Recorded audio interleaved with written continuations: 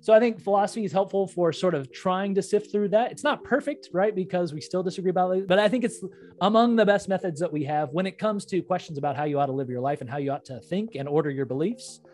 Of course, science helps a lot on these things, but when it comes to questions about how you ought to live, science isn't really going to answer that. And when it comes to abstract questions about how you ought to conduct your believing, your life, your intellectual life, it's not going to have much to say about that. So I think philosophy is sort of the only game in town there when it comes to what I regard as the most important questions that you could ask.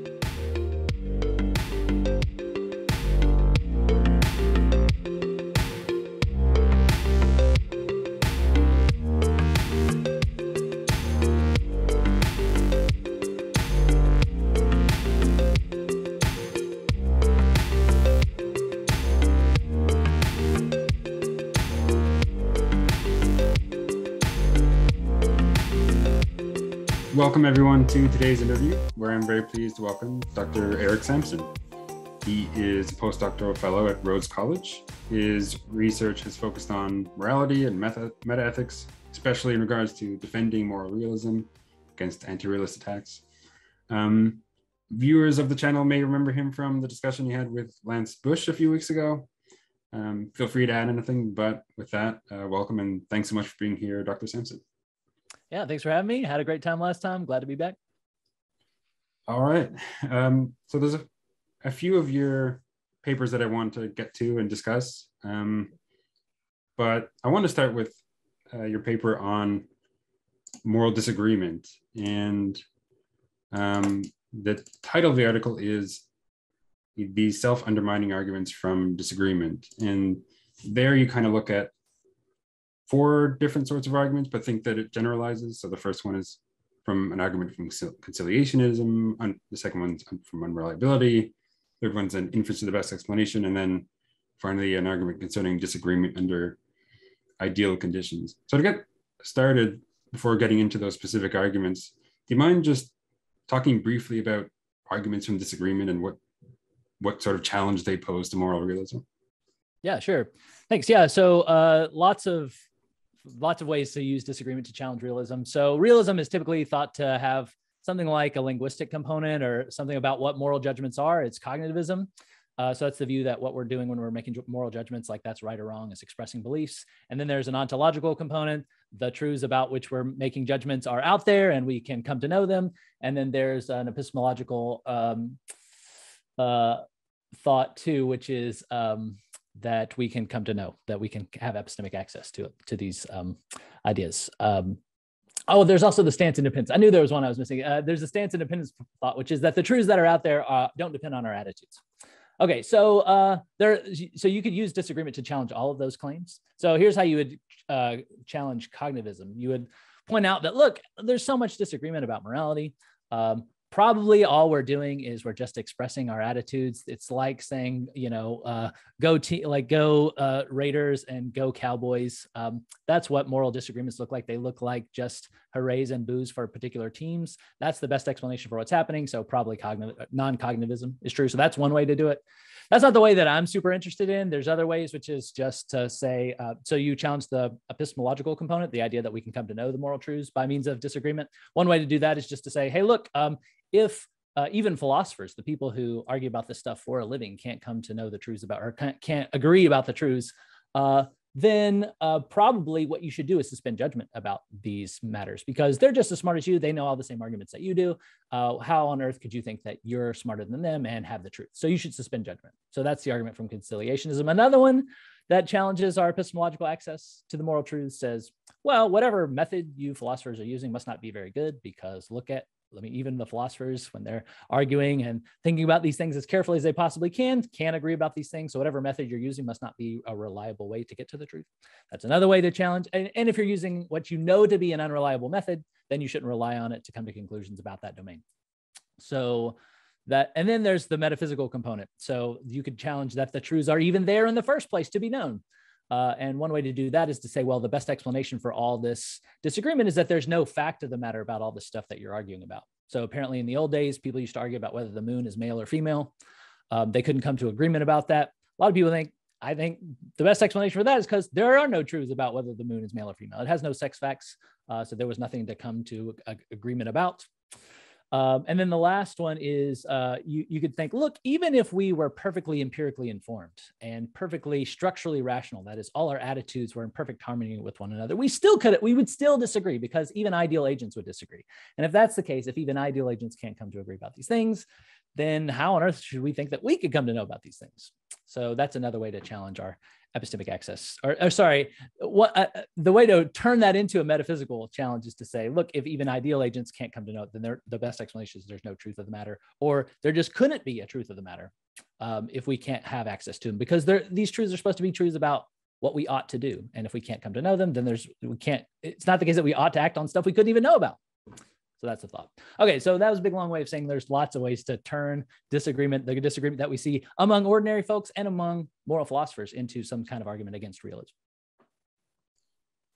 Awesome. Yeah, that's a great overview. Thanks. And so the first two there are sort of epistemological. The second two are framed metaphysically.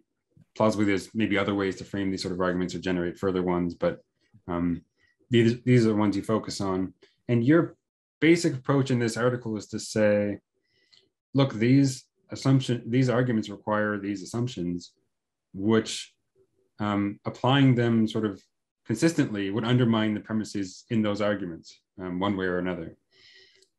Yeah, right. That's the basic idea. So all of them appeal to claims to try to generate their skeptical conclusions. They're going to be either epistemological claims or metaphysical claims. And they've got to be really strong claims, because they got to get to this really strong conclusion about what you ought to think about morality or the metaphysical nature of morality. And really strong claims that lead to big conclusions in philosophy are almost certainly going to be the subject of extensive disagreement among philosophers.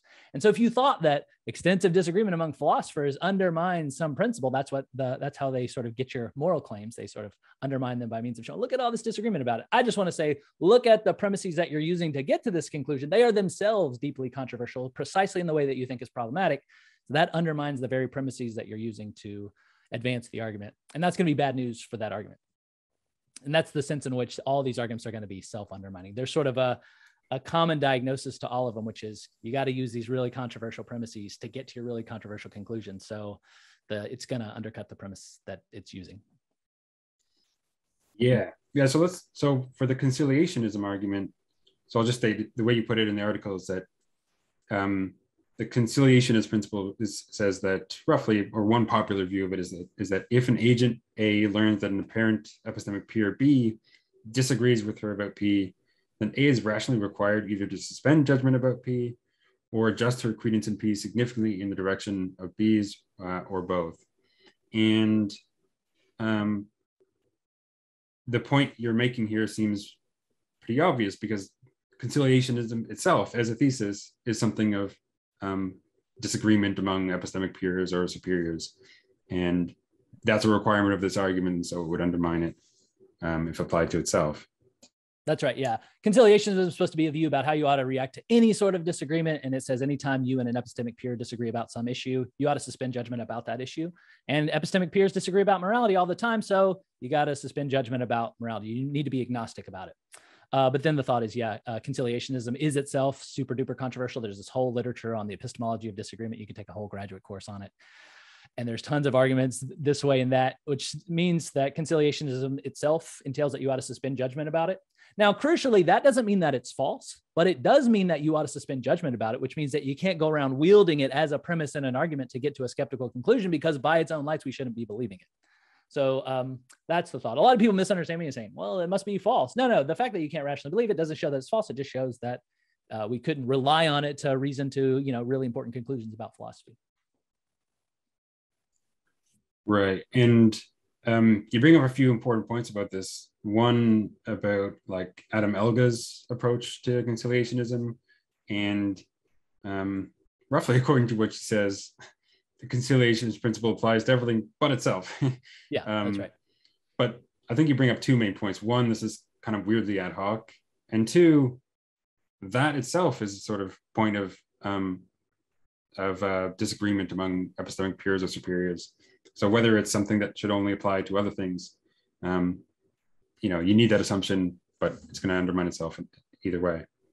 Right. Yeah. So a common move, and this is one that Adam Elgin moves, is as you say, to say, yeah, this principle applies to everything except disagreements about conciliationism. And then, of course, the first question you got to ask is, well, why is conciliationism special? He has a little story that he tells about why it's special. But of course, along the way, he has to appeal to lots of claims to explain why it's special, all those claims being themselves controversial. So those claims that he appeals to in order to justify the self-exempting nature of conciliationism are themselves controversial. So he can't rely on those by his own lights. So what I like about this paper, and what some people think is like, a cheap trick, but I don't think it's a cheap trick. I just think it's a commitment that these arguments have, is they fail not only by my lights. I mean, of course, I don't accept them, but they fail even by the person who accepts these principles. They fail by their own lights. So I think that's true of Elga's case. There are other ways to try to get conciliationism to be self-exempting, but they all sort of run into the same problem. In the story, along the way of telling the story why conciliationism is special, you got to start grabbing all kinds of really controversial premises that the principle itself says you shouldn't be believing in the first place. Right. And if you just start adding in all of those other things as assumptions exempted, well, that's a further, you're going to generate this regress in a way. And it's right. I mean, I guess you could do that. Yeah. You could say, well, I get, I'm self-exempting about conciliationism and all the claims that I'm grabbing. But then the question is, well, why can't I do that about my moral claims that I like? Why can't I say, yeah, conciliation is about everything except for the moral claims that I like? No. Yeah. So I think in a way that's a pretty clear response. I think it's to the argument from conciliationism. I think that's pretty compelling to me. So maybe there's probably more that people will say, but for now we can move on to such as philosophy. We can move on to the second one, which has to do with the unreliability of the method of moral inquiry. And there, the idea is kind of similar. It still takes that general form that you were talking about. It's another epistemic version, which is, roughly speaking, people are saying that our methods for coming at moral truths are unreliable because of this sort of disagreement. And you want to point out, well, there's similar sorts of fundamental disagreements on other matters, including epistemic principles that are required for this sort of argument. And so it's going to undermine that as well. So. Yeah. The reliability argument says whatever method you're using, they must not be very good because they lead to all sorts of different conclusions. Your whatever method you're using, and a lot of people think what you're using in moral philosophy is reflective equilibrium. It's the method of beginning with intuitive judgments about particular cases and then trying to systematize those judgments in a general theory by coming up with plausible principles and making sure that your principles account for the intuitive cases. And if it doesn't, then you have to make a judgment about whether to keep the principle or get rid of the case. So that's the general method of moral inquiry. But that's also the general method of epistemological inquiry. And I think that most philosophical inquiry moves by that same method. That is, it begins with certain cases that seem pretty clear to people intuitively, and then it tries to generate general principles that would explain and justify those sorts of cases. So anyways, the point is that method is the method of philosophy, including the method that's used in epistemology. But in order to generate this skeptical conclusion, you have to appeal to an epistemic principle. But if you're committed to the idea that using this method, and there's tons of disagreement in epistemology, I list in the paper, like, a ton of debates about which there's long lasting disagreement. That means that you should, according to this argument, be skeptical about epistemology, but that means you should be skeptical about the epistemic principle that occurs in the argument. So again, the argument's going to undermine one of its own premises that it uses on the way to get to its skeptical conclusion. Yeah, fair enough. What if someone were to say that there's still going to be some difference in, if not a difference in kind here, there's a difference in degree, which is that the unreliability or the disagreement in these epistemic beliefs is much less substantial or worrisome in some way than in the moral case, and were to try to differentiate them on that ground. What do you think about that? Yeah, good. That's a good suggestion. Like maybe there's a crucial difference here. It looks like there's more disagreement about morality than epistemology. I mean, one reason for that is just that morality is more sort of accessible to people. I mean, most people out there think about morality and politics quite a lot, but they think less about epistemology. So that may be one explanation. Another is that there's much less important practical stakes associated with epistemology than with with ethics. And so that would explain why, there's lots of disagreement because there's lots of interest at stake, and people are more likely to be biased in favor of certain epistemic principle, or sorry, certain moral principles that benefit themselves and harm their enemies. And so that's going to explain why people adopt principles, because they're sort of self-serving. And actually say that in the paper, this is actually a problem for epistemology, because it's so low stakes, that's where you would expect people not to be subject to any biases at all. You would expect that, or at least significantly less. But, I list tons of debates according to which there's, just an insane amount of disagreement, has been for a long time, doesn't look like it's going away. And so I would just say, yeah, to the degree, there may well be differences in the degree to which people disagree about epistemology and ethics, but you can explain that you can explain that just by pointing out the practical importance of ethics. And so people have more of an incentive to argue about these things, to come up with views about these things, and to keep arguing about it continually. Yeah, someone would have to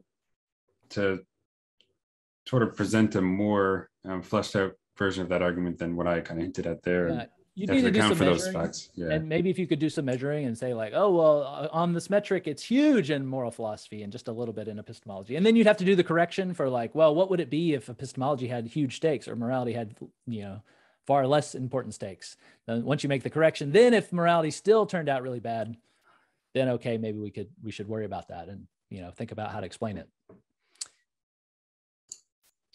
Yeah, fair enough. And so let's turn now to the third one, which is the entrance to the best explanation for the intractable disagreements. And this is supposed to be a metaphysical one, in the sense that we're not just concluding something skeptical, that we should suspend judgment or that we have no way to know or something like that, these moral facts.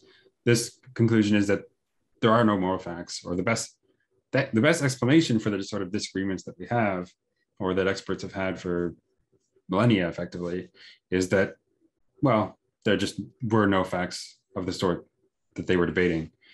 And effectively, you're going to make a similar move, which is that the inference you need to make from these long-standing disagreements entailing, or at least it's suggesting there being no fact of the matter, would apply equally to the metaphysical or epistemic assumptions, depending on how it's put, required in the argument. So it would self-undermine in that way. Could you talk a little bit more about that? And yeah, sure. So this comes from Brian Leiter, actually, and he's coming from sort of a Nietzschean point of view, and Nietzsche's really interested in like looking back at what everybody has said and trying to show like it's all a bunch of junk, and give a psychological explanation for why it happens. So the way Leiter runs this is he basically says, hey, look, there's all this disagreement, not just among ordinary people, but among philosophers. What would explain that? And he says, oh, I know what would explain it. It's that various philosophers and people in general have psychological needs. So some people like really want to be thought of as like cool, calculating, like, maximizing kind of people, like mathematically oriented. And, so that's going to appeal to the utilitarians. Are going to be attracted to that. Some people are going to want to feel like they're going to want to signal and feel to themselves like they're the kind of people who just don't make trade-offs, like they're very serious and they're, they respect persons because they're intrinsically Kantianism is going to appeal to them. Some people want to, so for each moral theory, they're going to point to some fact about your psychology that explains why you're attracted to that. And the thought is that's going to be a better explanation for why there's all this disagreement in moral philosophy. And so the best explanation is there's no fact of the matter at all. It's just psychological needs going on. And so the way I've put this argument is I put it in a premise conclusion form. It's an inference to the best explanation, but I think this is still fair because the kinds of considerations that I point out here are the kinds that Leiter's interested in. So the way I put it, the argument goes like this. If there is longstanding intractable disagreement about among the supposed experts about some subject matter, then the best explanation for the existence and character of that disagreement is that there's no fact of the matter about that subject, when even the experts can't come to agree about this thing. There is longstanding intractable disagreement among the supposed experts about ethics, so the best explanation is that there's no fact of the matter. So there are many sort of ways to move, and I only mentioned a few in the paper to sort of attack this argument. I mean, one thing is to say there's been longstanding intractable disagreement about metaphysics and ethics, and epistemology. And so when you're making an inference to the best explanation sort of argument, you're appealing either to, so you're making a metaphysical claim or you're making an epistemological claim. But if you think that the subject matter, if there's been long-standing disagreement among the experts about some subject matter, that subject matter is, there's no facts about it, then that applies to epistemology. It also applies to metaphysics. So any sort of inference to the best explanation is either going to be an epistemological or metaphysical claim. So that means that the argument is committed to the claim that there's no fact of the matter about your inference to the best explanation judgments. So it's going to undermine itself in that way. I mean, another way people have tried to show this self-undermines is that metaethics is the subject about which even the experts have disagreed for a long time. Maybe it's, certain views probably appeal to certain people with certain psychological needs in the same way. So this argument implies that there's no fact of the matter about metaethics, but it's trying to draw a metaethical conclusion. So again, I mean, the diagnosis sort of comes through, which is like, look, you're using a principle that has really strong implications. It is itself deeply controversial, or the things it's about is deeply controversial, so it undermines itself. Yeah, fair. And I was wondering if you think that this would, you could show that it overgeneralizes in other ways, even if it's not in a self-undermining way. So like, could someone say, use this sort of argument to argue that there's like no facts about like a theory of physics, because there's been like long-standing disagreements about what physical facts are, physical theories are? You might, I suspect that Leiter and people who like this argument would say, yeah, but they're like converging on agreement. You can sort of see the physicists sort of like, even though they start, disagreeing about a lot of things, they're sort of converging on a fundamental theory. Whereas the ethicists, it looks like they're going in the opposite direction. The longer philosophy goes on, the more views that sort of come to light. And so it looks worse for them. So,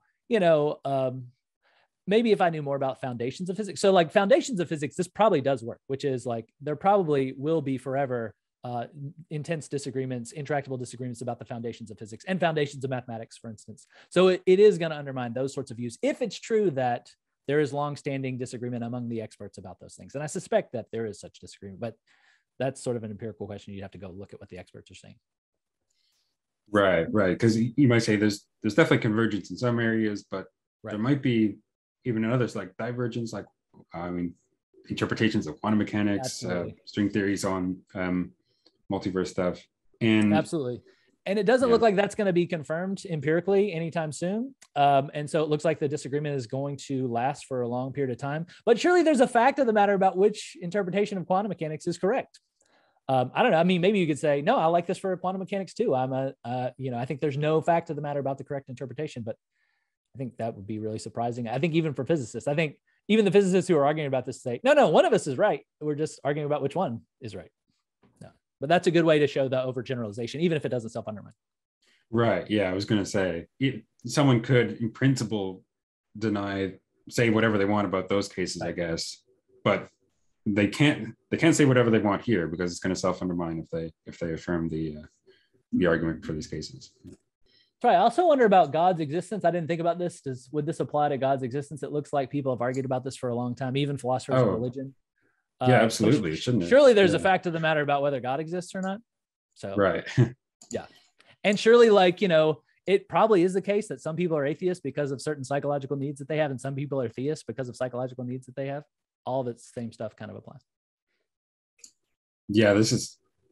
I chose physics as an example, but probably stuff like theism and a range of metaphysical issues are going to fall prey to this as well.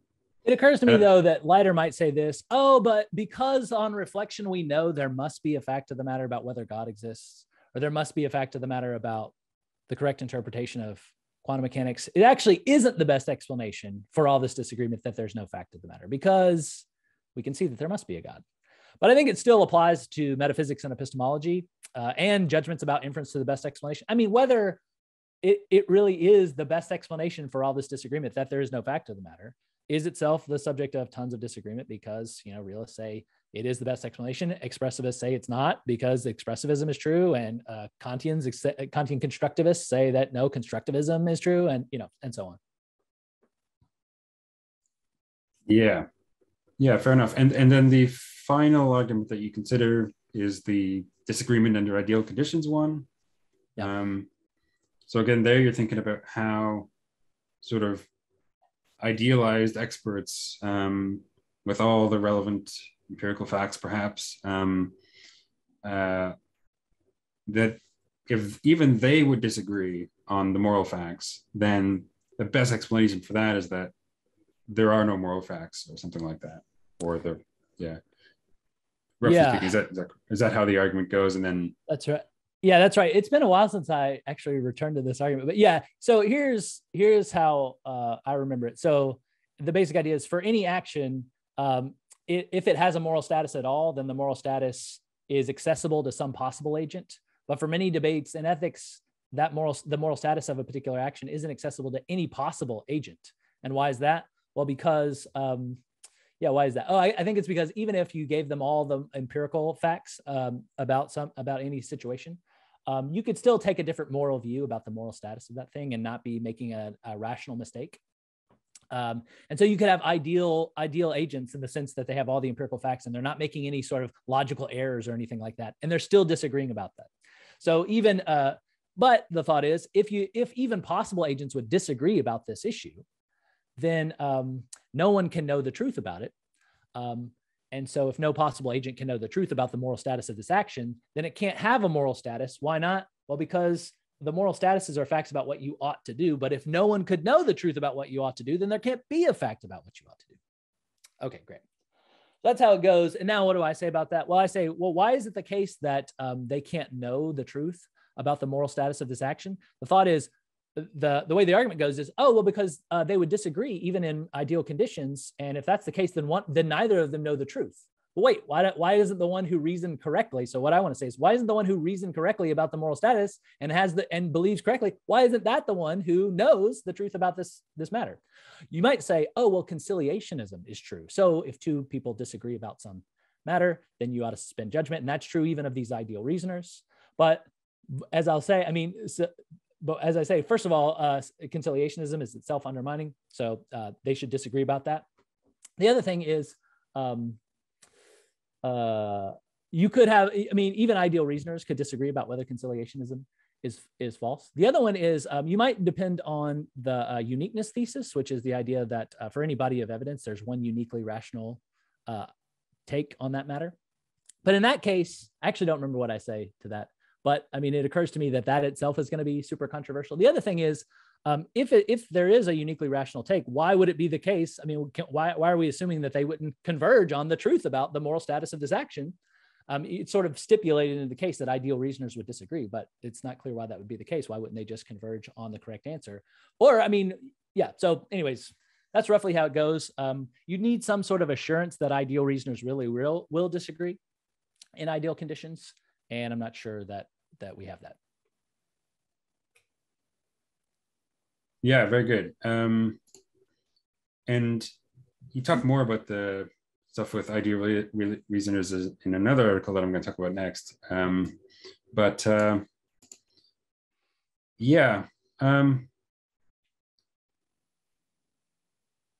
guess the only way around this, or one of the only plausible ways around this, would be to affirm that sort of uniqueness condition, that really there would be, if there is a fact of the matter about something, then ideal reasoners with all the relevant empirical facts would converge on that thing, but they wouldn't converge on the moral facts. And so that's how they have to make the argument. Then we just need to know, if you assume that there's no moral facts out there, then yeah, ideal reasoners wouldn't converge on it. But if you assume that there are, then why wouldn't they converge on it? So if you have to smuggle in a metaphysical fact in order to establish the metaphysical fact, so if what you're assuming is they wouldn't agree because there's no fact of the matter, well, you've smuggled the fact that there's no fact of the matter into the discussion. If realism is true, then there is a fact of the matter, and ideal reasoners may well come to agree to converge on that fact.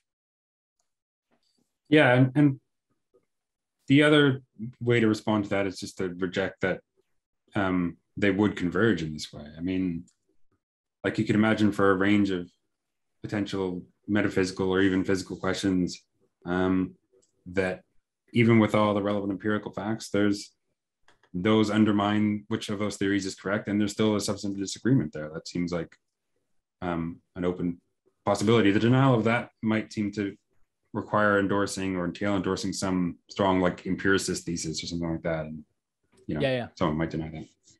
Yeah, it occurs to me another way you could respond. I think I may say this in the paper. It's been a while since I've read this paper, but if the uniqueness thesis is false, then that means that two reasoners could be ideal, disagree with one another, and both be rational.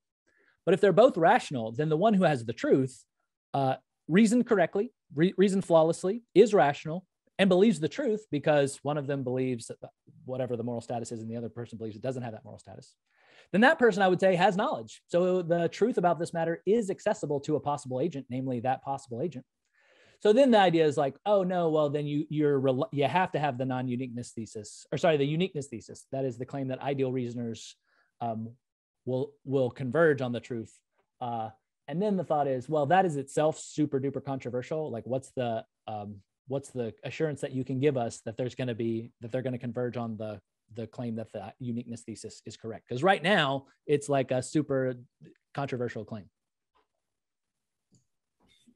Yeah, maybe someone could say something like, and that seems right to me. But what if someone were to try to say, the way the ideal reasoners would reason is they would start from some set of intuitions, perhaps, and given the empirical facts and their like perfect reflective equilibrium, whatever, reason to what they at least take the moral facts to be, and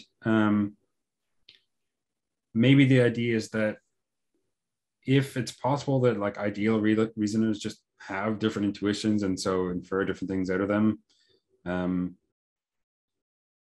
then, well, actually there's maybe two ways to frame the problem. One is another epistemic problem and one is a metaphysical one. Maybe the epistemic version would be something like that there's just would be no way for them to determine which of those intuitions are quote unquote right or tracking the true moral facts in a way.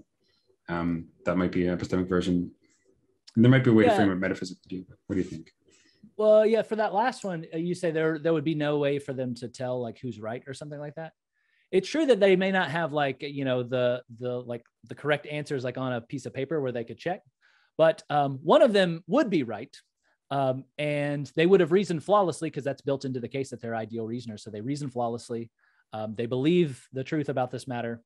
And in that case, I'd want to say that means that it's epistemically accessible. The moral status of this action is epistemically accessible because they reason correctly, and they have the truth. So what you have to the way the argument originally worked is you have to ensure that this ideal reasoner will suspend judgment about this issue, and to do that, you need something like conciliationism or some sort of principle that gets them to suspend judgment. That way, you can guarantee that neither of them has the truth. Because they don't believe anything about it. So that's how you get the inaccessibility even to idealized reasoners. But once you sort of throw out conciliationism, then you're in trouble. Or at least you can't ensure that they're not going to have the truth. Yeah, but the thought might be that what if all that we're requiring out of them, or one thing that we're requiring out of the ideal reasoners to have the relevant knowledge, is that they can rule out or rule in, so to speak, the intuitions that they have and rule out the other ones as correct or incorrect. And but plausibly there would be no way for these ideal reasoners to do that, at least in this case. Yeah, does rule out mean be certain that that person is wrong? Well, maybe.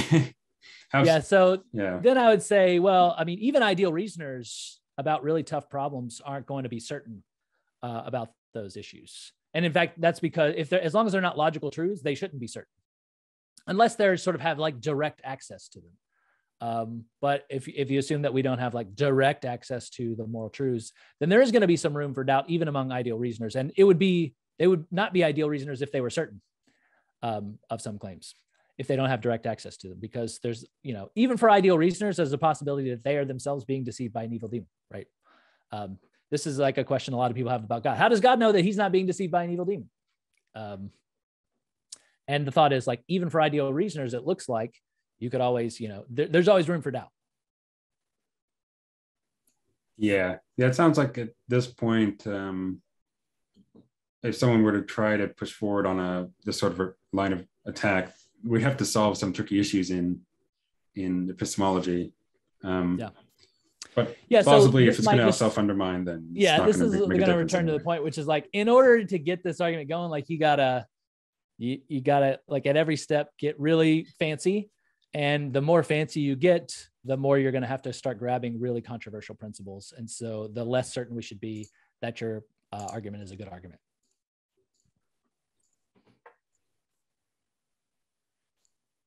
All right. Good. So I did want to move on, as I mentioned briefly, to another one of your articles. So I think this was the most recent one from last year, although maybe what's the most recent one I found anyway. And it was called What If Ideal Advice Conflicts? Is there a subtitle? Yeah, a dilemma for idealizing accounts of normative practical reasons. And so the main thing that you're going to look at in here is,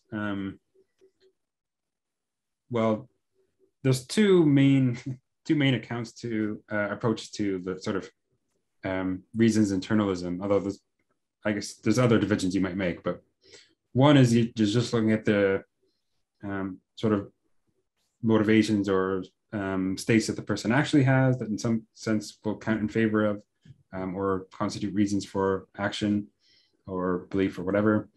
And another approach is to think about the sort of states that they would have under ideal conditions or an ideal counterpart of them, and that those sort of ground what reasons the person in fact has in reality. So I guess maybe my introduction was maybe okay, but if you want to expand on that and talk a little bit more about what this dispute is and how it's situated in, yeah. Yeah, so this is about the internalism, externalism debate about reasons. So basically the question of whether there are stance independent reasons for people to act, or whether the only reasons there are for agents to act are reasons or considerations that would help them achieve their goals. So I'm an externalist, so I think that there are stance independent reasons independent of your attitudes to act in various ways. Many more realists are like that. So what I'm doing in this paper is criticizing what I take to be the best version of internalism. So internalism says that you have a moral reason to do something if and only if it would, and because it would satisfy one of your desires. Okay. Or it would, promote one of your desires, which is like go some distance towards satisfying. So a lot of people, a lot of internalists have given up on the idea that whatever your actual motivations are, whatever, promotes those, that's what you have reason to do. And here's why. I mean, so suppose you want to go to this party. I invite you to a party, Troy. I say, Troy, we're throwing a party for you. You should come. And so you develop the desire because you think that it's going to be a great fun. But as a matter of fact, I've hired assassins and they're going to kill you as soon as you show up to the party. Okay, so you want to go to the party.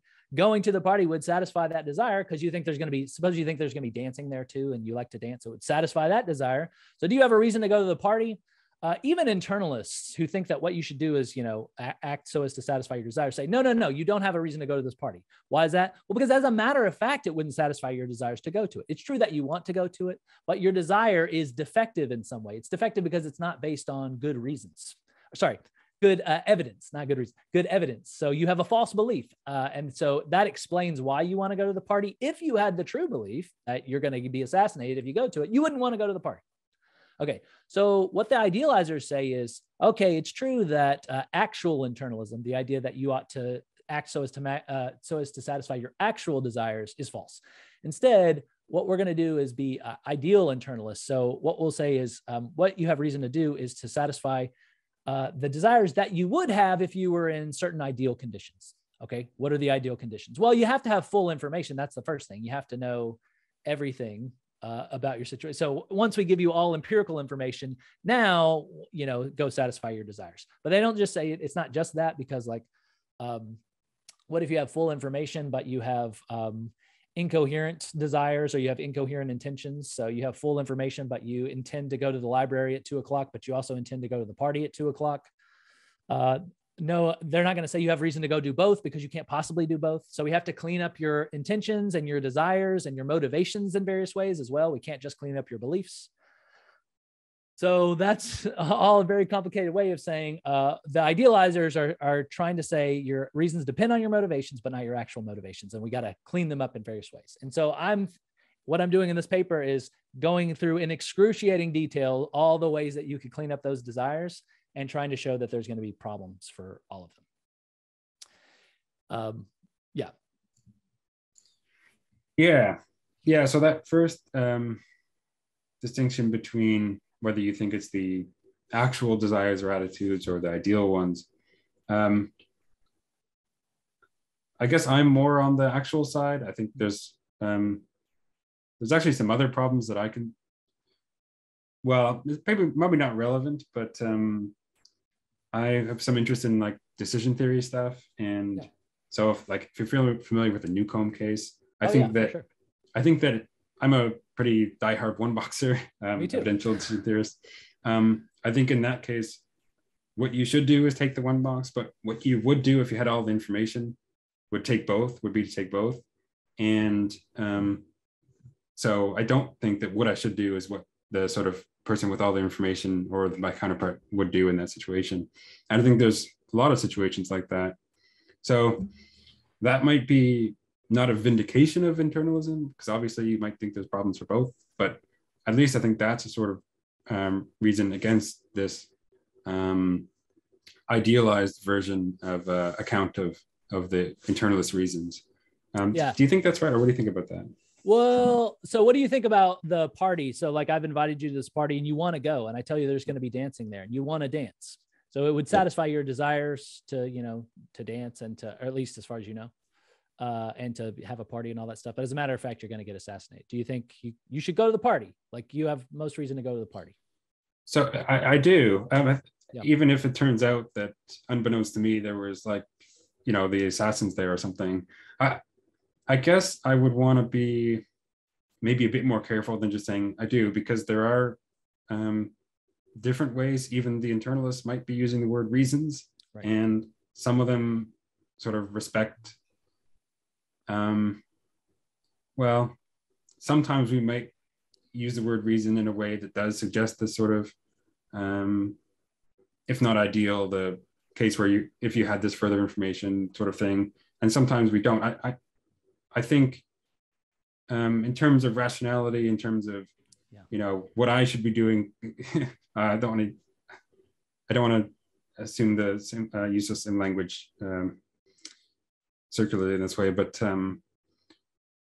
what I not exactly sure how to put it, but in terms of what I would call rational for me to do, I'm going to be including considering the sort of credences, beliefs, and desires and so forth that I have, and that's what I'm going to base it on, not what some ideal counterpart or even some counterpart that had more information, even in that case. So yeah, good. This is helpful because I think you're absolutely right about what's most rational for you to do.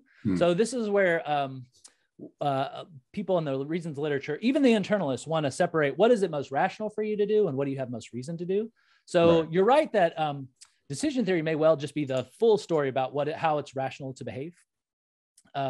Where that's a perspectival sort of judgment about you, sort of from your own perspective, what does it make most sense to do? And the answer to that may well just be given by decision theory. And so in this case where you're actually going to be assassinated, actually from your perspective, it makes most sense to go to the party. And that's definitely true. But at least a lot of people want to say, yeah, but there's a clear sense and we want to make sense of this sense in which Troy should not go to the party. And it's a mistake for him to go to the party. And it's going to be a failure to satisfy his desires to go to the party. And so, he has most reason not to go to the party. Now, there's an interesting question like, why should anybody be interested in that sense? But I mean, presumably, do you have the judgment that in some sense, I shouldn't go to the party? Yeah, and I do. So in some sense, yeah. So like, at least in some senses, maybe there might be more than one. So like one kind of trivial sense in which that might be meant is that, well, going to the party wouldn't in fact satisfy one of my stronger desires, which was, say, not to get killed or something like that. Yeah. And if that's what we mean by there's some reason, some sense in which I have a reason not to go to the party, then that seems to me pretty uncontroversial. But I mean, then there might be other senses in which I would agree, but maybe others that I wouldn't. So different things could be meant by it, and we have to specify, I guess. Which of those we have in mind. Yeah, this is good. Another reason that I think some internalists might want to say, like, look, decision theory isn't the full story is because you could have irrational credences.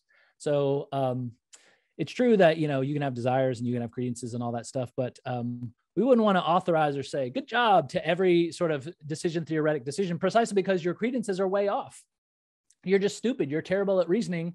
And, you know, decision theory isn't going to condemn anybody for those reasons on those grounds.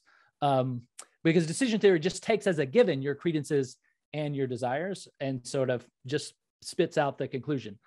But, you know, we do criticize, and I think we should criticize people for acting really stupidly, even though they are perfect decision theoretic, you know, makers. It's because their beliefs are way off, or the things that they're doing aren't going to satisfy their desires, and they should know that. Or it just, as a matter of fact, won't satisfy their desires, even though they think it will. But I like this question because it's sort of like, you know, it highlights a way that like discussions in the philosophical literature may depart from like, you know, ordinary discussions. Yeah, very good. I don't know. I do want to get into it, the article more, because this is kind of, whatever. I did, no, but this is on me because I did want to make one more comment sort of in defense of the decision theory, because maybe there might be two different criticisms that you're suggesting here. One is that when someone is true, right, for a particular decision, the decision theory just says, okay, what are your credences? What are your preferences? Let's spit out the answer, right? If you give enough to specify what's rational. And one thing you might say is that, well, that person who developed those credences and perhaps even developed those preferences previously had other reasons for that those weren't the sort of optimal credences or preferences to develop. That might be one thing to say. And you could say, well, although they didn't fail with respect to decision theory in this specific problem, they've failed more generally with respect to developing the inputs to this decision problem. The other thing you might say is that now kind of independent of some decision procedure that they've gone through, or that you might model it decision theoretically, but whatever, it might not be explicitly thought of that way. They just came to just some irrational belief, I guess. Maybe one of their starting intuitions was just so far off of reality, and we can condemn them in some way for that, or should condemn them for that. You sort of understand the two criticisms that I'm. Yeah. So one is like we criticize you for past applications of decision theory. And the other one is we criticize you for your, we offer an epistemic criticism of you, like you suck at forming beliefs. Is that the second one? Right. Yeah. Yeah. So I guess what I want to suggest here is like, there are failures of acting and reasoning that we want to condemn that decision theory can't condemn. So for instance, suppose you're just totally incompetent at reasoning, like you're just totally stupid from the get-go. Your first decision, you have terrible credences, you're a complete idiot, and you flawlessly, apply decision theory at every step of your life. But because you're so stupid, it gets worse and worse and worse because you're so dumb. Decision theory is going to say flawless, even though you're like continually destroying yourself. And so we want to have we do, and I think we should want to criticize that person. And now we're going to need to like, okay, on what grounds can we criticize this person? And so, I mean, suppose like their first decision, like their credences weren't irrational. They're just really young and immature and, acting on the best but terrible evidence that they have, and then flawlessly applied decision theory. We want to criticize, and we should criticize. And now we need a way to do it. And decision theory is not going to help us. At least I'm suggesting. Yeah, though it seems to me to get that result, you need there to be, if not stance-dependent reasons independent of their stances. That's right. That they would have to act. Yeah, and that's right. That's why I'm a stance-independent guy. Yeah. Right. Yep. Fair enough. So, but anyway, this article is primarily concerning the idealized account of the moral or reasons, or the reasons you have for the internalist. And as I recall, one of the first concerns you bring up is that, well, wait, okay, let's think about what the constraints are on sort of the ideal counterpart. And next, well, it seems like there's going to be at least a few. It's not going to be a unique ideal counterpart. So you can have multiple idealized versions of yourself that have the same, that have all sort of consistent beliefs. They have all the empirical facts, but nevertheless they disagree somewhat on the preferences that they have.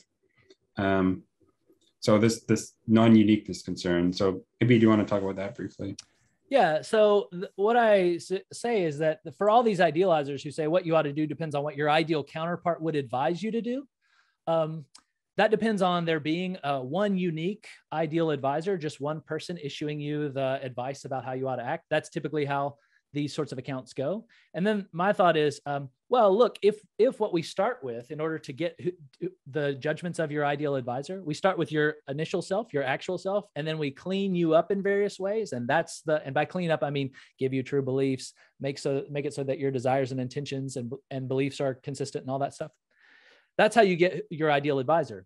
But in the cleaning up process, the thought is, look, all that is it's a way of making coherent your attitudes. But the thing about coherence is it can be achieved in many ways. If you have two beliefs that are inconsistent, we can drop one or we could drop the other. That's the way to fix the consistency. And similarly with your desires, if your two desires are inconsistent or your true intentions are inconsistent, we can get the consistency by dropping one of the intentions or dropping the other. It's not like we're compelled to choose one rather than the other. We can get consistency in many ways. Consistency is cheap in that way.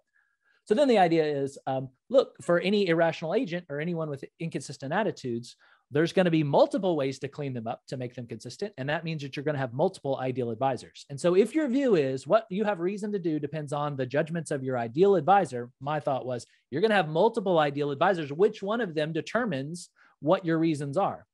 And if they're inconsistent, I mean, and in many cases I showed, they're going to offer inconsistent advice. So the case that I give is somebody who wants to be a lawyer, wants to be a philosopher, and wants to be a doctor. And she wants to be, a doctor more than she wants to be a lawyer. She wants to be a lawyer more than she wants to be a philosopher, but she wants to be a philosopher more than she wants to be a doctor. So that's called having cyclical preferences or intransitive preferences, textbook case of irrationality. And the thought is there's no uniquely correct way to fix this person's desires. You could do it in in many different ways.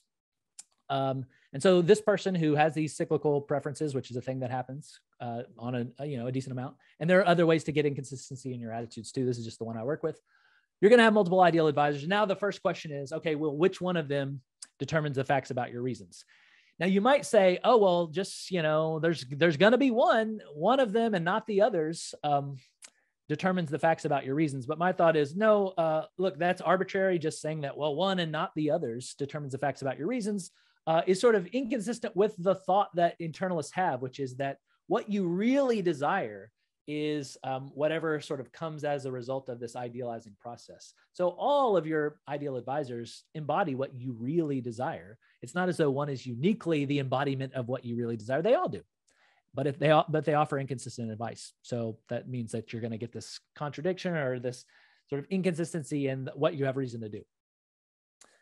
So it gets, there are ways to respond, and I go through a ton, but ultimately the dilemma, so the subtitle is a dilemma for idealizing accounts of practical reasons. The dilemma is just this: either you're going to have to pick entirely arbitrarily one of these advisors as the uniquely correct one that determines what you ought to do, or you're going to have to in some way amalgamate all the judgments of all of your ideal advisors and say that your reasons depend on that one, that amalgamation. But then the thought is, if that amalgamation of desires is distinct from one of your ideal advisors, then that's not going to be an ideally rational set of desires for you. It's going to be irrational for you to adopt those desires because by hypothesis, your ideal advisors adopt the only rational set of desires for you. So if you say your reasons depend on an amalgamation of desires independent of your ideal advisors, that's going to be a set of desires that's irrational for you to have. But it can't be the case that your reasons depend upon a set of attitudes it's irrational for you to have. So that's the dilemma. Either you pick arbitrarily one of your advisors, or you have to say that your reasons depend on a set of desires that would be irrational for you to have. Both of those are deeply unattractive. So you should reject, I say, this theory of reasons, which is, I claim, the best one for internalists. Right, very good. So I had I was thinking of a couple ways that people might respond, and want to get your thoughts. So what if someone were to say, there really is a unique ideal counterpart, and um, the way we think about what the counterpart would be like is not just, well, how could these beliefs and credences be made consistent, but something counterfactual, which is that, like, how would you make them consistent if you could and had the capacity or something like that? And someone's going to give some assessment of the counterfactual such that there is a unique way that you would do that, so to speak. Of course, that's kind of a promissory note, and there are a lot of details there to fill in. But do you think someone could, in principle, make this sort of move in favor of uniqueness? Well, I think they need to. I mean, that's the way you got to go. You got to say, no, no, no.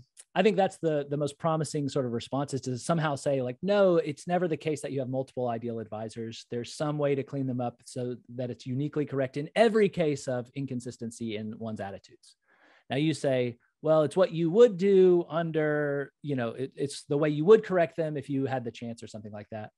But then the question is, well, suppose we gave you those chances. Can we guarantee that there's only one way that you would do it? Now so for instance, we might say, well, you only get one shot. So suppose we only gave you one shot to clean up your desires. But then the question would just be like, okay, but could you have gone another way? You went one way this time. Could you have gone another way? And if the answer is yeah, then the question is like, okay, well, why prefer the way you, as a matter of fact, happened to clean up your desires this one time when you just as easily could have rationally corrected them in a totally other way? Why, privilege the way yet? As a matter of fact, on the first shot, you did it. Yeah, that's fair. I mean, I guess someone might say, well, I could have, some in a quasi Lewisian sort of way. Well, there's a counterpart which is most similar to you, and there's a fact about what they would do, Yep. in this sort of situation. And so that's the one that we're talking about kind of factually as your ideal counterpart, so to speak. Yeah, I guess the question is, given that we're dealing with consistency, which is achievable in many ways, the question is, how are you going to guarantee that there's a closest possible world? So why couldn't there be two equally close possible worlds? Yeah, I mean, it's really sort of in the details of how you're going to guarantee that every time there's a closest possible world to your actual self, and nobody is even closer. And I mean, one way to show like, you're not going to be able to do that is just pick your metric by which you determine the closeness of counterparts. I mean, it looks like I could probably just, cook up another counterpart that meets that metric perfectly, but does it in a different way. Now, in one sense, that's a promissory note, but it's offered to a view that's also offering me a promissory note. But that's the thought. Like, you're going to need some metric according to which you judge closeness of possible worlds. And I'll just look at your metric and then try to come up with another one that meets it just the same as the one that you claim is uniquely closest to you.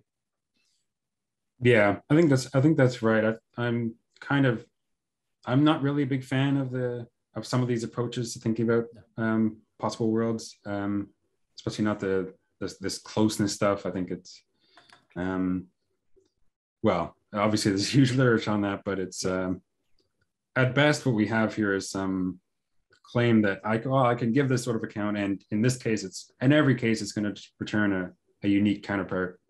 Well, I have to see the account and or at least have some reason to think that would be satisfied.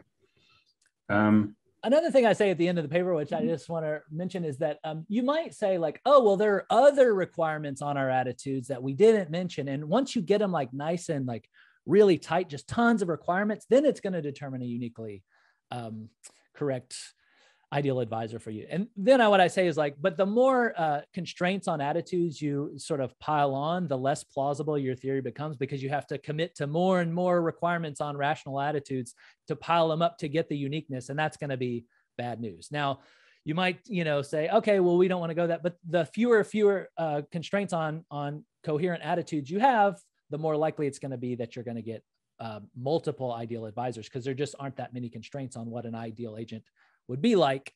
And so there's this trade-off that you have to make. The more constraints you put on attitudes, the more likely you are to get uniqueness, but the less likely you are to have a plausible view.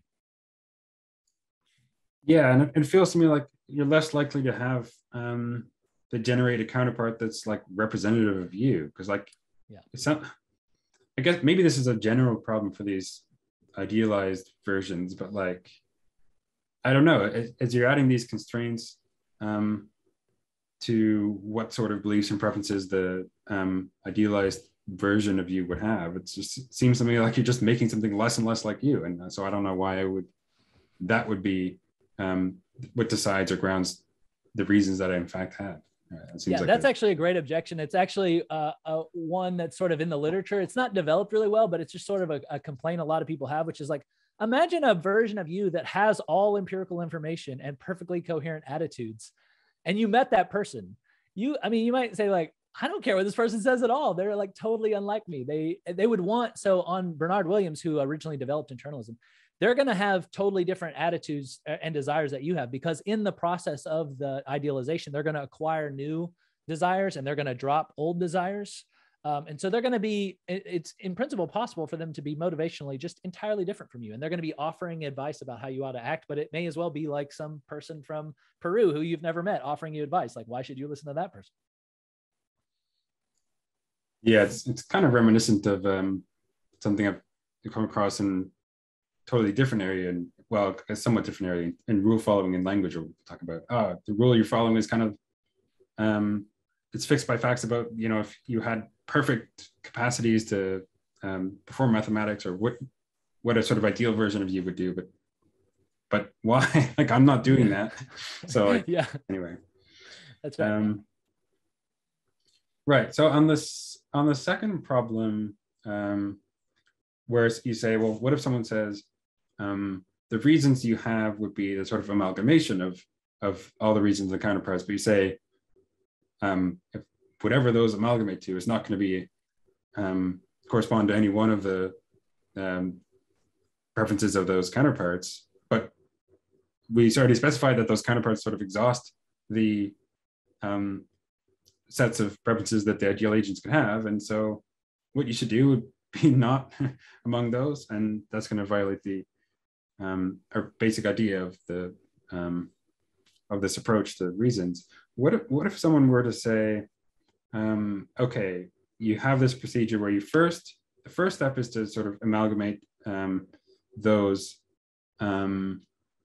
preferences and figure out which ones are like most common and less common, and then among all the counterparts, find the one that most closely resembles the set of like the most common ones, or something like that. Some sort of procedure in that spirit.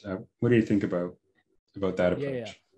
Yeah. So you look at all their desires and you sort of try to construct another counterpart with the closest, that sort of like gets the closest of what everybody's sort of going for. Is that the idea? But we require that you're not making one new. It's already one in the set. It's one. Yeah. I see. Yeah. So you produce the list of closest stuff, and then you find out which counterpart is closest to them, right? Like which one is kind of the most average with respect to. Right. Yeah. Good. Yeah, you could do that, but then the question is, but wait, what's the problem with so then you pick the one that's like closest, and then the question is, but what about the other two that you left out, or all the other ideal advisors that you left out? What was the problem with their attitudes? Because as we've stipulated, they have all the information and they're a perfect embodiment of your desire, of your actual desires. Now, it's true that they're not as close as this other one, but it can't be that like, they're irrational or something like that. It's stipulated that they're not irrational. It can't be that they don't embody your values. We've stipulated that they do embody your values. So it's a way to fix the problem, but it's sort of ad hoc. It's sort of like, we ran into this jam. We never would have considered that under any other circumstances, unless we ran into this jam, this theoretical jam, which is like we have multiple ideal advisors. So the only motivation for it is we got to fix this problem that sort of comes up if we, and then it looks like, that's sort of what ad hocness is. At least that's the sort of objection I would have, which is just like, yeah, I get you out of the jam, but the only motivation is precisely this jam. It never comes up in any other context. Yeah. I guess it's kind of maybe a meta concern here that as you're adding like more theory here or more procedures for deciding what the ideal agents would recommend or whatever. It's you're just developing the theory without some motivation for it, except to have a particular theory that can give you the answer you want or something like that. Yeah. Another thing, as you point out, is like, I mean, it's a cool sort of way to fix the problem, as you mentioned it. But, we could probably come up with other metrics like, well, so we could do like most similar to something, or we could do like most similar to the actual person. So maybe like, so you said like it gets most of the ideal advisors, views in there. And so it like is the best amalgamation of all their desires, but why not just pick the one who's closest to the actual person? So the one who had the fewest desires dropped or something like that. Or the one who has the most desires that are still in common with the original person. I mean, we could come up with lots of metrics, and the question is going to be like, why choose one metric rather than another? They're all going to, deliver us uniqueness, because that we developed them precisely for that purpose. But if they, if the different metrics we could choose would select different ideal advisors, why choose the metric that you have? Yeah, that's fair. And it just seems like, and my thought here is that, you can develop those different ideas, but really you just like, it's like you're just creating these different theories, so to speak. They're not really latching on to anything. You can just say, or there's not some special motivation for one over the other, plausibly. So yeah, it's kind of this ad hocness that you talk about. And actually, if you know the history of internalism, you can, ad hocness really comes on, because the initial thought was you have a reason to do whatever you desire to do. And then it's like, oh, well, what if like, you desire to marry your high school sweetheart, but she's actually, terrible, and it would just lead you to, misery. Or you desire to, eat this mushroom, but it will kill you if you ate it, and then we're like, okay, no. Then, then what they said is your ideal. So what you have reason to do is what you would be motivated to do if you had all the information and you had perfectly coherent desires. But that doesn't work either, because your ideal self wouldn't be motivated to acquire information because it has all the information, but you have reason to acquire information because you're not smart. So it can't be that what you ought to do is what you would be motivated to do if you had full information, because your ideal self in that case wouldn't be motivated to get more information, but you have reason to get more information. Okay. So then they were like, okay. So it's what your advisor would advise you to do, what they would tell you to do. Okay. So the point is like, there's a long history of going through like various iterations of the theory, because each one fails for various reasons. And this, as you're pointing out, is just another like add-on that you come to once you realize that the theory has problems. Yeah. And it's tricky because sometimes adding on or amending theory when you come to problems is just perfectly legitimate. Right. You don't want to undermine, say, scientific inquiry or philosophical inquiry generally just because people do that. But the idea that in this case it's maybe especially ad hoc or just in service of saving some particular theory rather than something more virtuous than that, perhaps. Yeah, this is a reason that you should probably try to stick with the actual view, try to develop it in a way that's plausible, which you were suggesting at the very beginning. Mark Schroeder is the only actual internalist that I know. Now he has problems of his own, but we don't have to get into those. But I think that's probably the best way to go. I mean, I think you probably should abandon this ideal version, even though it's by far the most popular. I think you should try to develop the actual internalism in a way that doesn't, that does some good stuff. Yeah, he has. That's his book that was like Slaves of the Passions or something like that. Yep, I've read that. I remember really liking that book. Yeah. It's a shame there aren't a lot more people kind of developing that sort of view, but or at least exploring it. I mean, Mark Schroeder is a pretty intense, pretty important philosopher. So it's, even though there's not a lot of people on his side, there's at least Mark Schroeder. You can't do much better. So. Fair enough. The other thing from this article, though, that you want to talk about is not just about the reasons that you have, but the strengths and relative strengths of the reasons. So it's like how are the ideal advisors gonna use that to solve not just what the reasons you have, but how strong those reasons are? That seems to be like an additional problem. Yeah. So any theory of reasons is going to need to tell you not just what you have reason to do, but how much reason you have to do, because there's reasons to do all kinds of things. That doesn't settle what we ought to do. It's something about the degree to which we have a reason, the strength of the reason, or the intensity of the reason, or something like that. So various views are going to, develop different theories of normative weight. The weight of a reason is another metaphor that's often used. It's just a metaphor for how much a course of action is justified by some consideration. Now, if you have like a value-based view, which is what I think, you have a reason to pursue something to the degree that it would be valuable that you do it. The more value some state of affairs or some activity would be, the more reason you have to do it. But what are you going to do if you think that your reasons are determined by your attitudes? There you have to think that it's the degree to which you desire to do something explains how much reason you have to do it. So the more you desire something, the more reason you have to do it. That's just a complication that sort of gets into this whole issue. In addition to what reasons you have, internalists are going to need to deliver a plausible story about how much reason you have. And that actually just makes things a whole lot harder, I think, when you move to the ideal version. So now you have to consider not just what your ideal version desires, but how much they desire it. And it may be rational for you to desire different things to different degrees. So you may have two ideal advisors with the exact same desires, but different degrees of desires, which just means that like you could have like a billion, ideal advisors.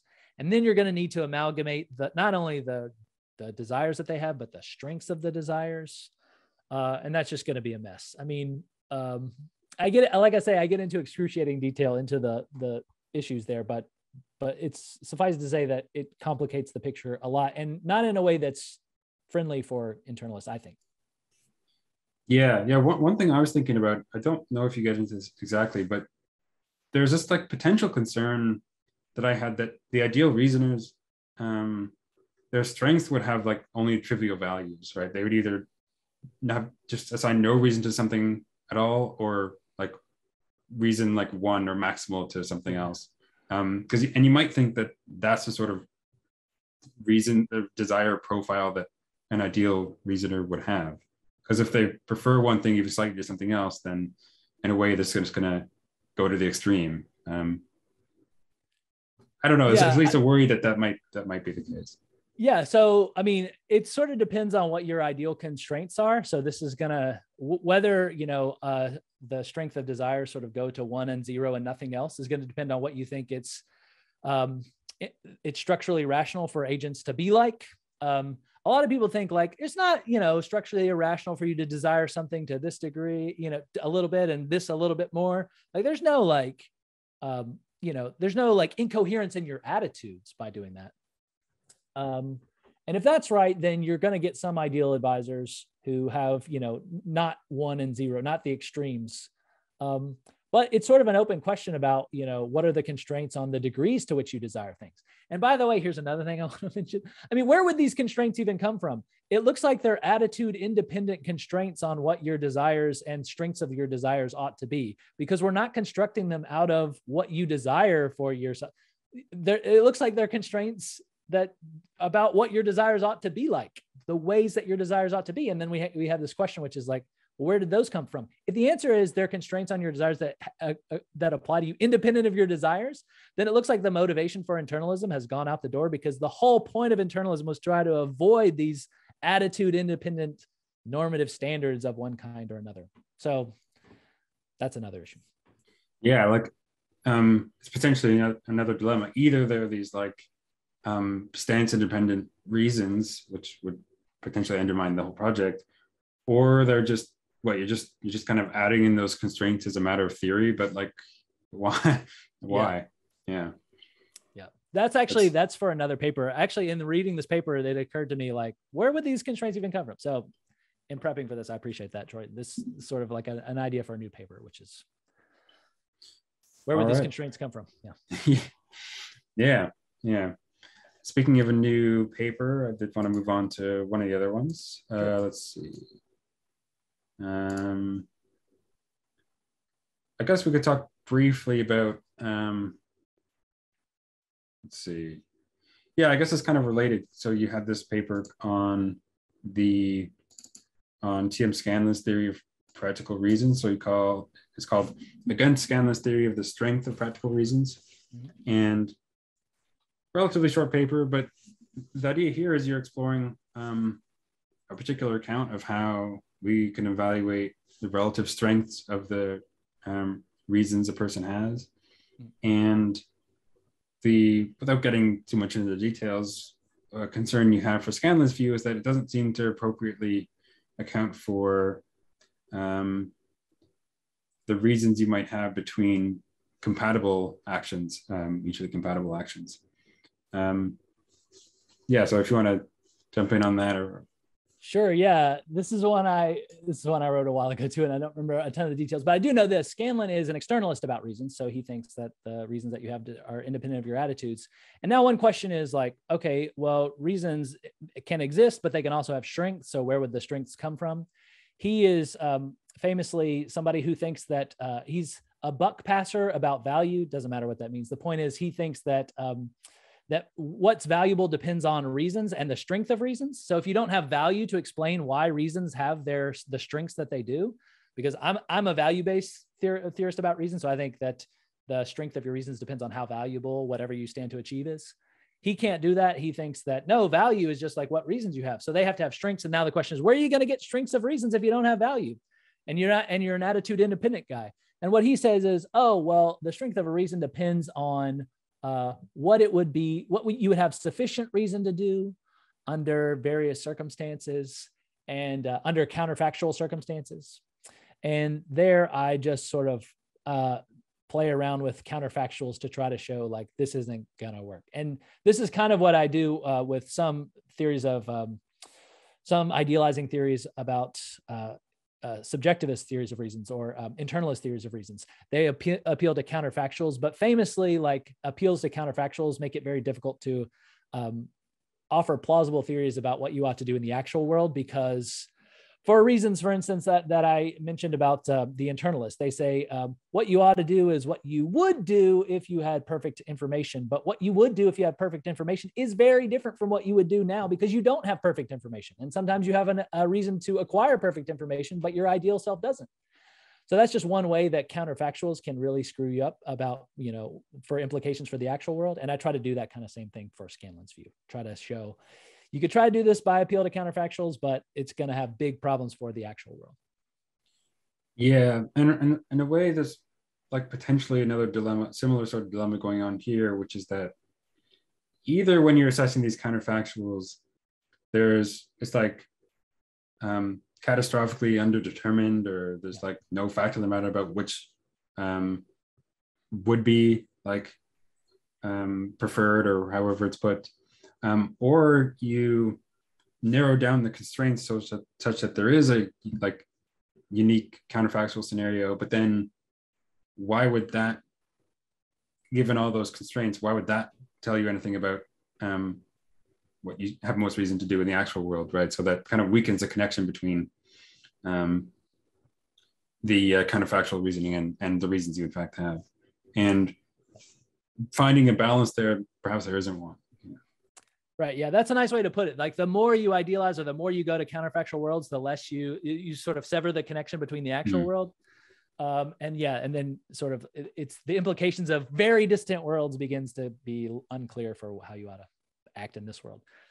Similar to your point about your ideal self, like if they're radically different than you, like who cares like what they say? Well, they have virtually no relation to me other than you began with my actual set of attitudes, but then did an enormous number of operations on them to get to somebody totally different. Well, who cares what that person's like? Yeah.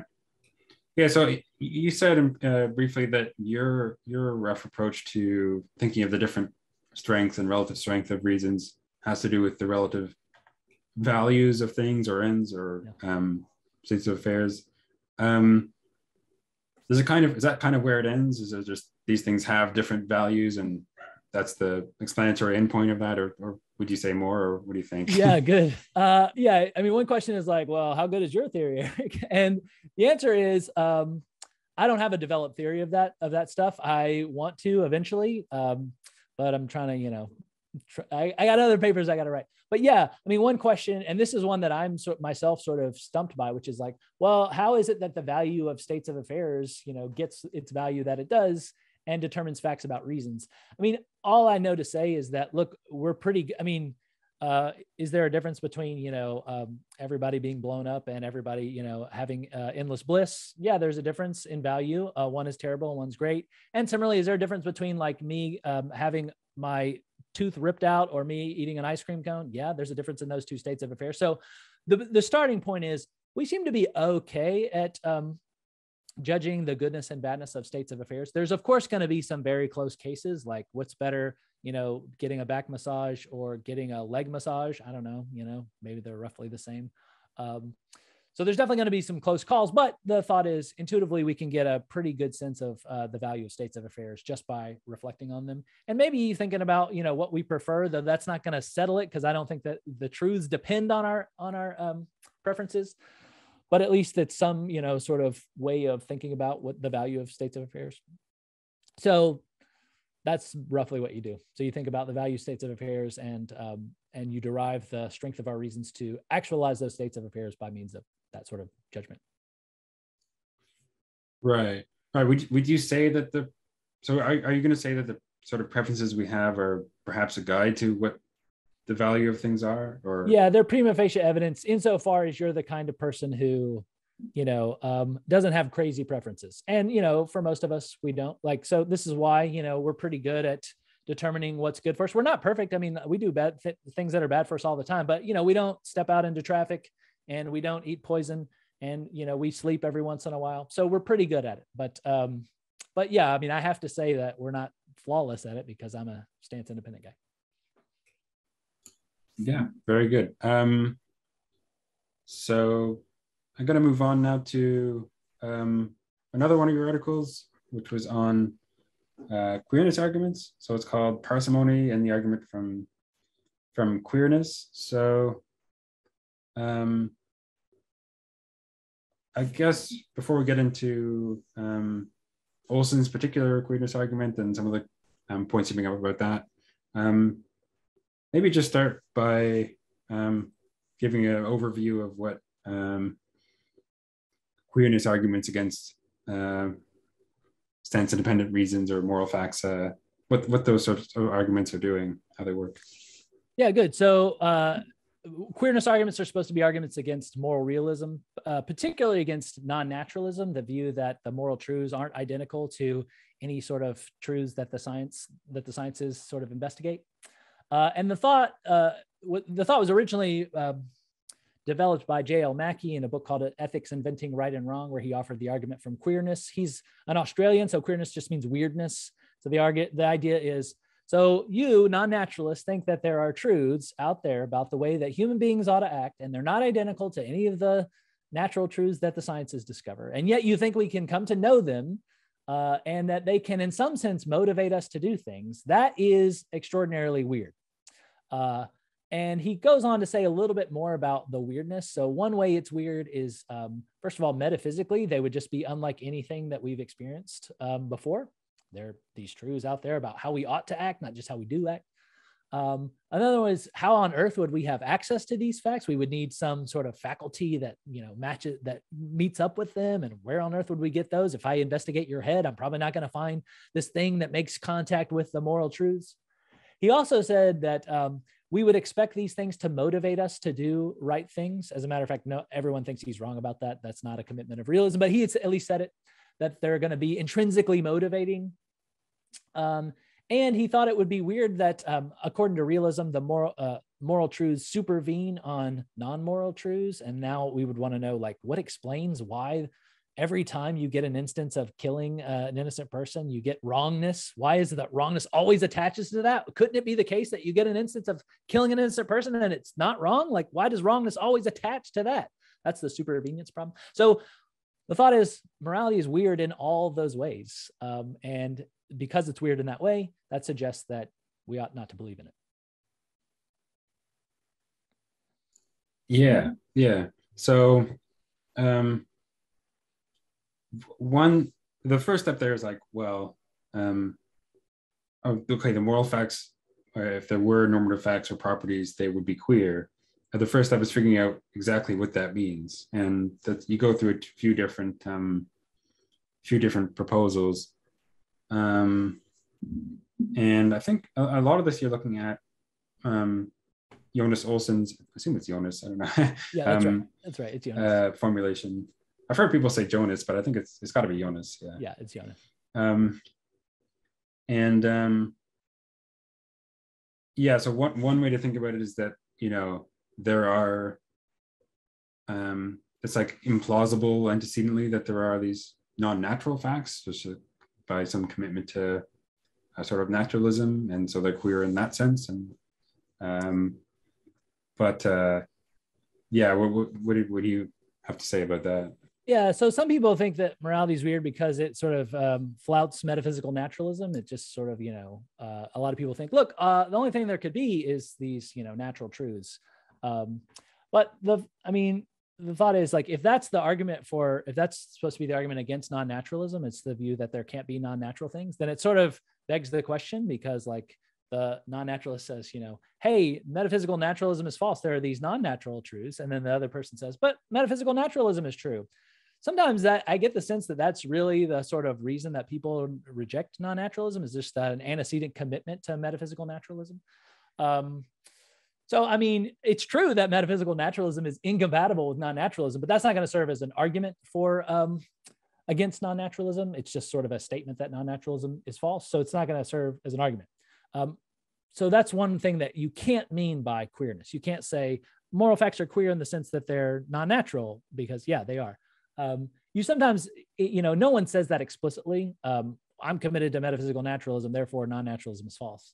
But you sort of, in the discussion that people have, you can sort of tell that that's sort of what's motivating them. And we just want to caution people, like, that can't be the story about why you reject non-natural. I mean, it can, but it can't be an argument. I mean, if you had like antecedent reasons to think metaphysical naturalism has got to be right, fair enough. But that's not an argument. You're going to show us all those arguments for metaphysical naturalism first, and then that could be your argument against non-naturalism, not just the thesis metaphysical naturalism itself. Yeah, because the person who's forwarding this sort of response is effectively saying, look, I just have a really low prior on these. There being these sorts of facts. Maybe I have a low prior because I have some, commitment to something else that's inconsistent with it or makes it unlikely.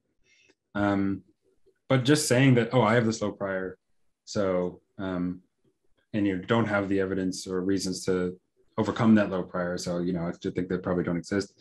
That's not going to be compelling to someone else who either doesn't share those priors or thinks there nevertheless is a reason to compel belief in them.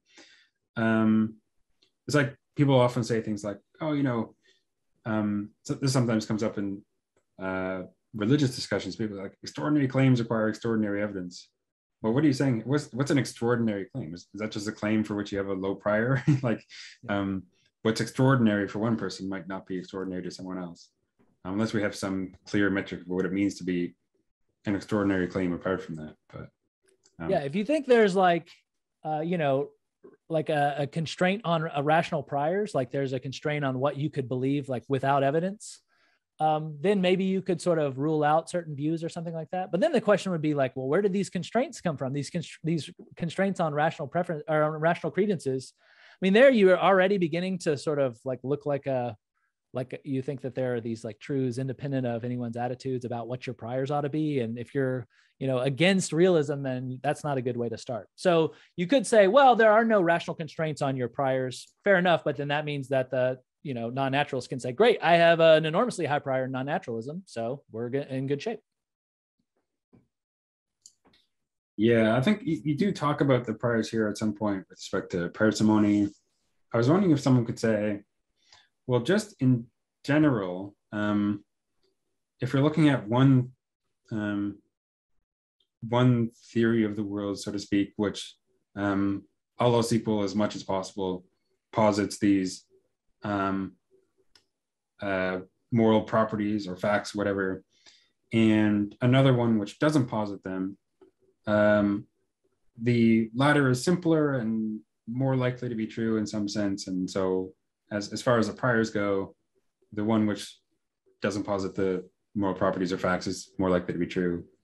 And that's how the argument might go.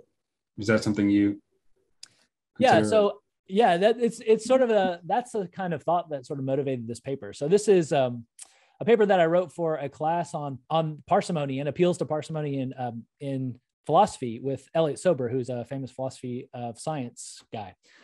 He has a book called Occam's Razors, it used to be called The Uses and Abuses of Occam's Razor in Philosophy. I think now it's called A User's Guide to Occam's Razor or something like that. But the thought was that motivated this is in metaethics, there's often this appeal, this sort of like, quick appeal to Occam's Razor to try to rule out non-naturalism. And that always sort of bugged me. And I wanted to try to say why, and this paper says something about why. I mean, the first thing is, what do you even mean by parsimony? When people, say, well, my view is more parsimonious than the other. I mean, one thing you could mean is that it's, my view is simpler. I mean, one way it could mean my view is like easier to write on the board.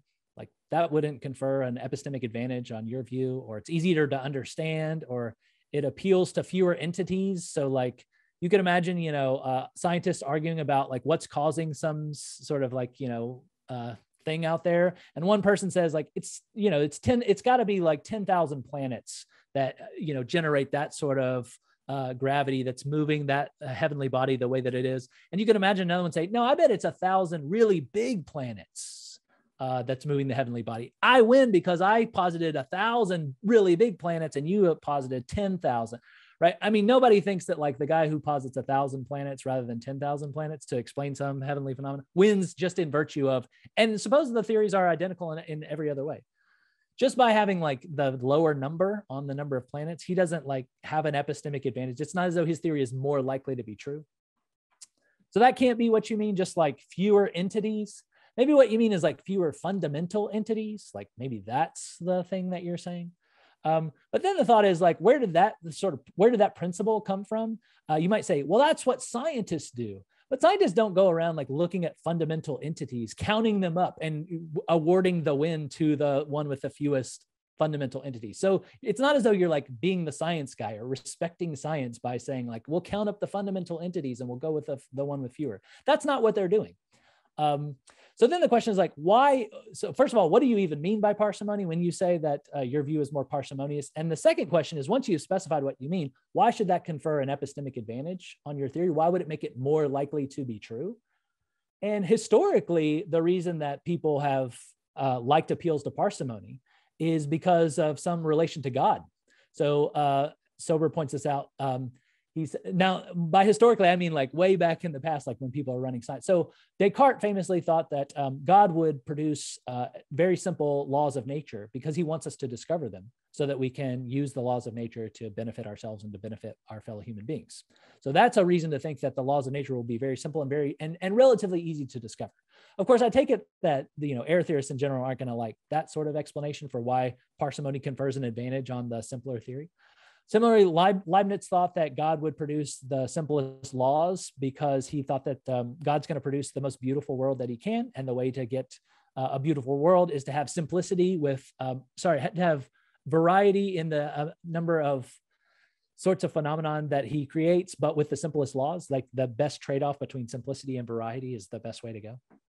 I take it nobody's going to think that that's a good justification for parsimony. So then the question is like, okay, well, what is the sense of parsimony that confers an epistemic advantage on your view? Here's how scientists typically think of it. If you suppose that some theory is true, would you expect to find the evidence that you do? So on the supposition that some theory is true, whatever evidence you find, which theory makes that more likely? So one way to see that is to sort of see, like, suppose that you're observing lots of people coming into the room and they're all carrying umbrellas. So all these people are coming in and they're all carrying umbrellas. Now, I have a hypothesis. It's that it's entirely sunny outside. You have a hypothesis. It's that it's raining outside. Now we ask this question, which of our theories explains better or would make it more likely that we would observe what we're observing? The answer is your theory, according to which it's raining outside. That's a sense in which your theory is simpler. It makes much better sense of the evidence that we see. On the supposition that your theory is true, we would expect to see exactly what we're seeing. On the supposition that my theory is true, it would be very surprising to see people walking in. If my hypothesis is that it's sunny outside, it would be very surprising to see people coming in with umbrellas. That's the sense in which your theory is simpler.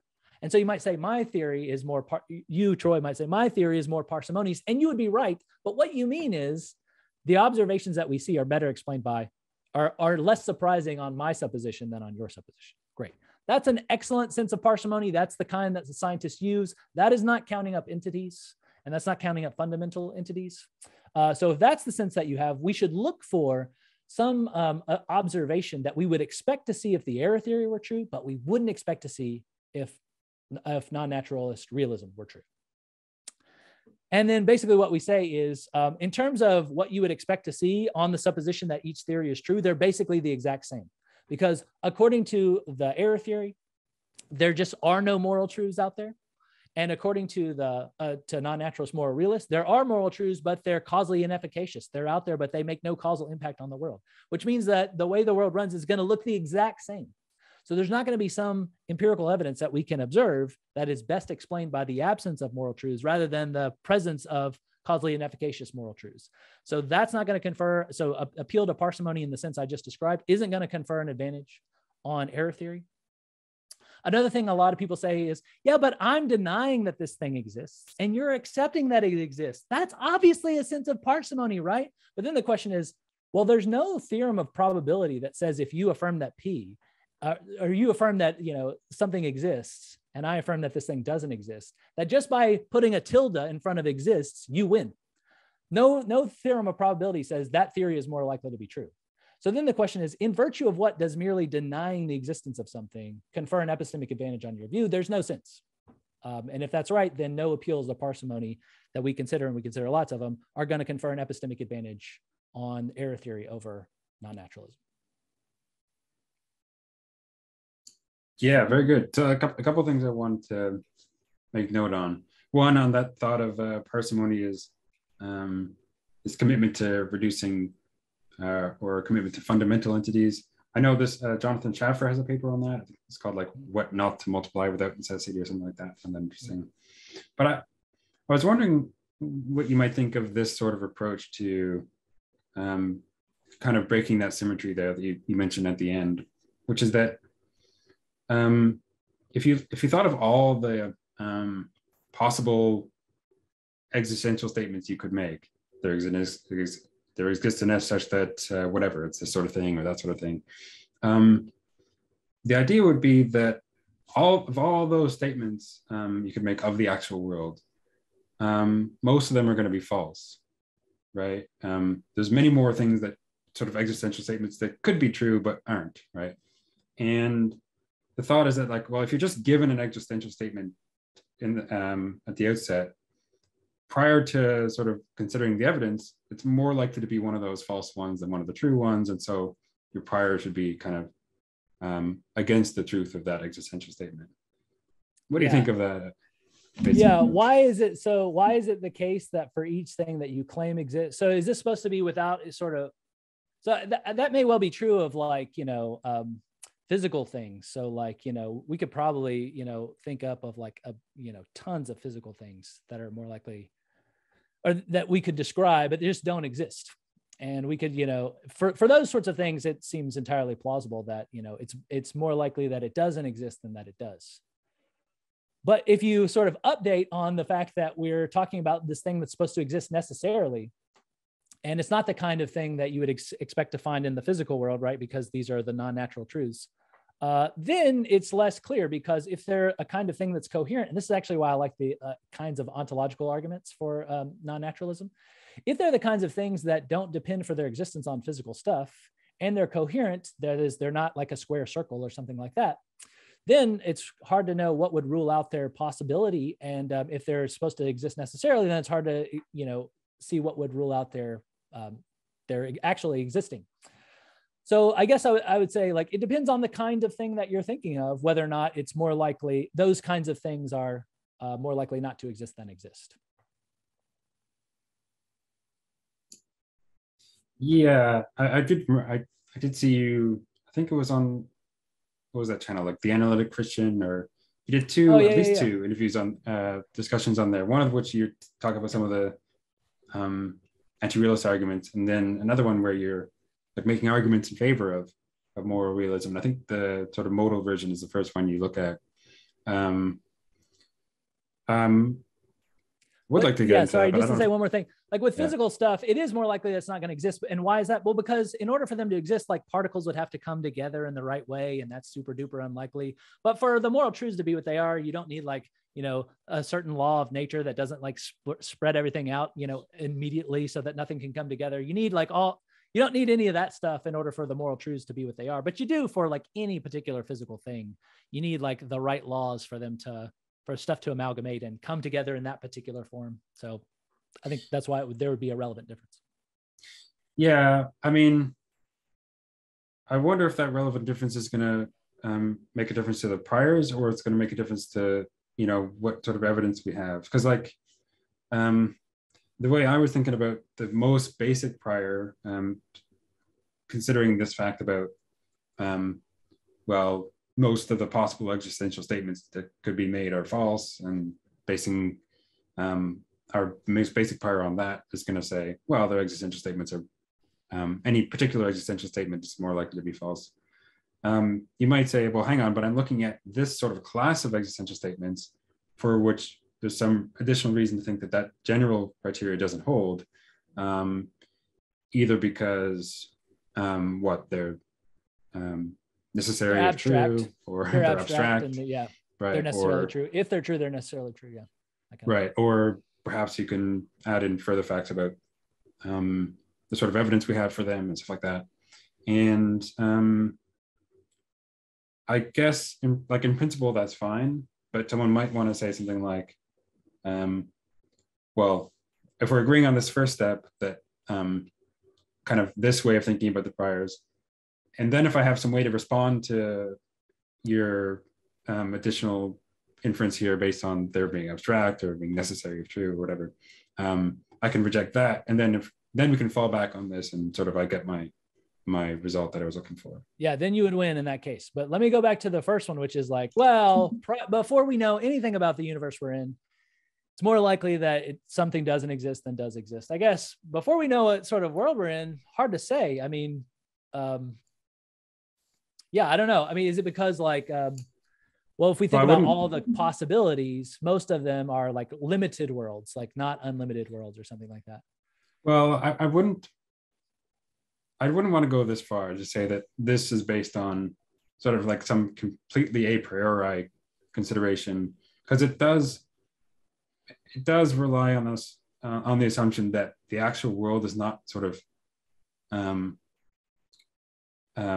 of all the possible entities, like most of those or a great number of those don't exist at the actual world. That in a way requires some beliefs or inferences about what the actual world is like, and maybe that's something you could reason to a priori, but plausibly it isn't. So I don't know. I guess I was not assuming that or requiring that it's some a priori consideration. Yeah, I mean, I don't know. I haven't heard this proposal before so far. I mean, the only thing I would want to do is just sort of hold, you know, sort of, catch it at the level of just saying like, look at the kind of thing we're talking about. It's relevantly different than the kinds of things you're worried about, which is like, it's true for most physical things. It's more likely they don't exist than they do. But for abstract objects, it's we're in a different ballgame. If they're the kinds of things that could possibly exist, then they do exist. I mean, I think this is why, you know, numbers probably exist. I think this is why possibilities exist. And, you know, lots of other abstract objects, probabilities, propensities for things, you know, all that kind of stuff.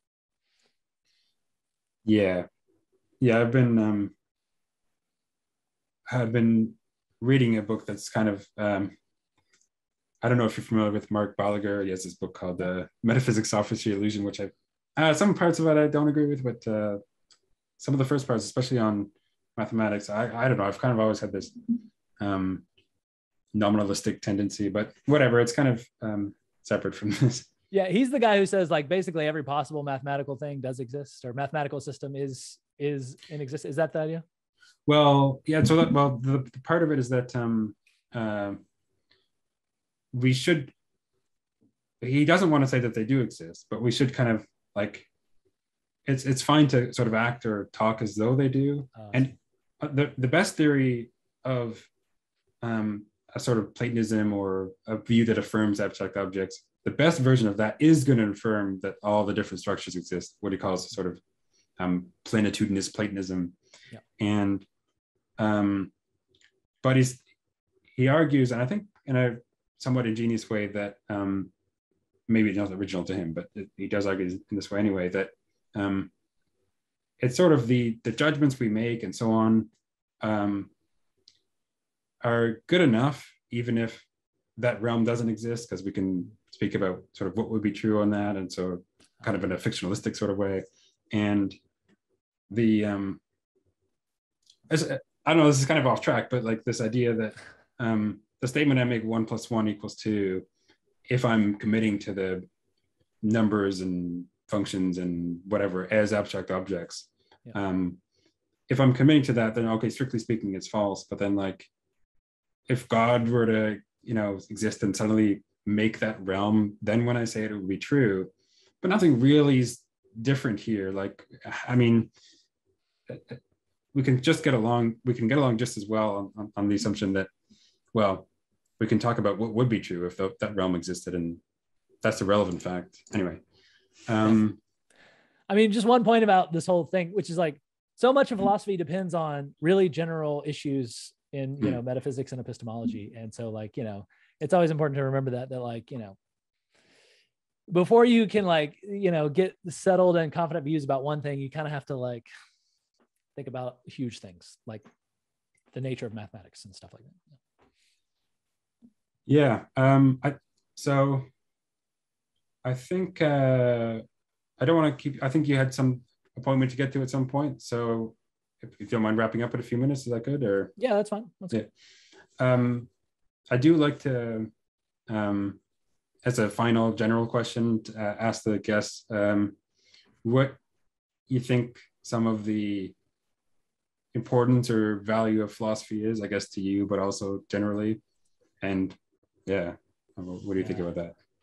I should have a better answer to this, but I think at least one thing is, a lot of philosophers have said, philosophy sort of frees you.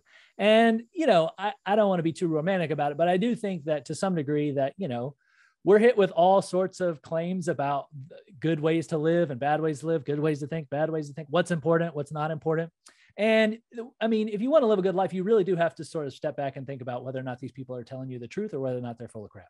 And I think a lot of people, unfortunately, are full of crap. And so I think philosophy is helpful for sort of trying to sift through that. It's not perfect, right? Because we still disagree about it. But I think it's among the best methods that we have when it comes to questions about how you ought to live your life and how you ought to think and order your beliefs.